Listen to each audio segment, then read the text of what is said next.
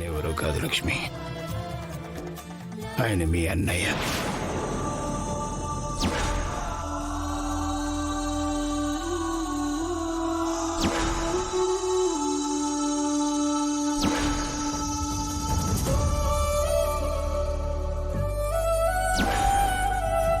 ఏంటండి మీరనేది?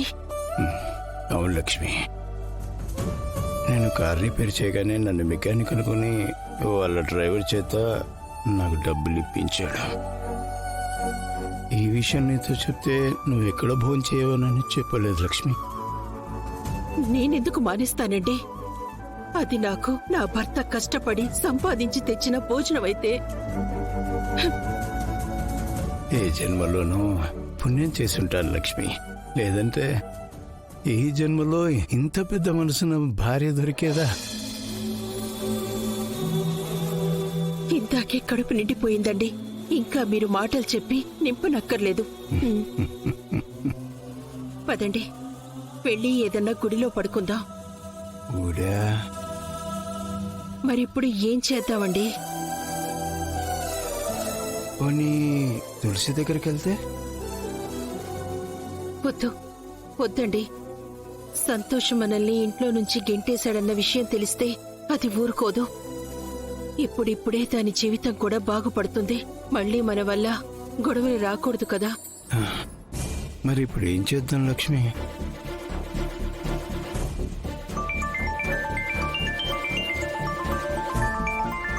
తులసి లక్ష్మి, మనం ఇప్పుడే తన గురించి మాట్లాడుకున్నాం, తనే ఫోన్ చేస్తుంది.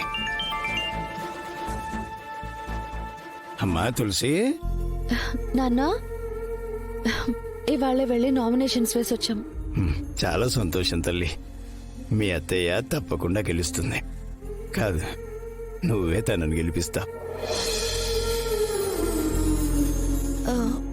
అవును, పక్క నుంచి ఆ శబ్దాలేంటి నాన్నా? అసలు ఎక్కడున్నారు మీరు? అదమ్మా, మేము ఇందాకే భోంచేసి అలా 4 అడుగులు ఇద్దామని బయటకు వచ్చామమ్మా. అదేంటి నాన్న ఎప్పుడు లేనిది బయటకు వెళ్ళడం?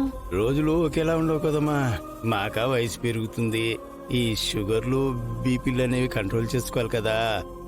అందుకే మేము ఇప్పుడే వాకింగ్ మొదలు పెట్టామన్నమాట. బయటకి వాకింగ్ కి వెళ్ళారా?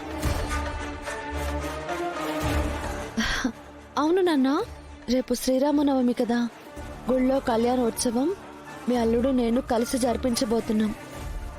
చాలా సంతోషం తల్లి, మీరైనా సంతోషంగా ఉండండి. మీరైనా అంటున్నారేంటి నాన్న? అంటే